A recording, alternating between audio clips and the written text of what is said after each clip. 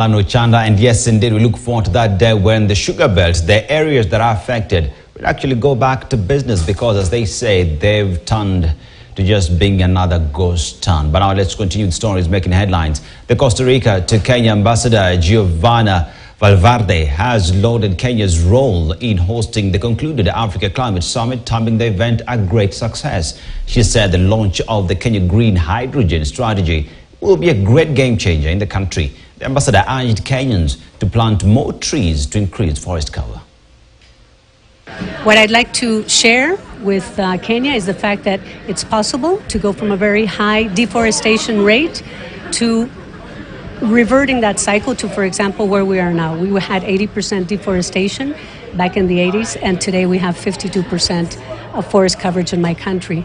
And this is important not only because we have a huge biodiversity loss in the planet, we have pollution, but also because nature, and we call this nature-based solutions, you can use nature to help us tackle climate change. When you have a huge forest area, what it does is it captures CO2 from the air.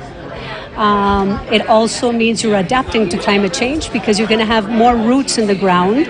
So if it rains a lot, it will help with erosion. Or, for example, it would give more shade to the people, or it would allow to have more food security for the people that have trees around where they live.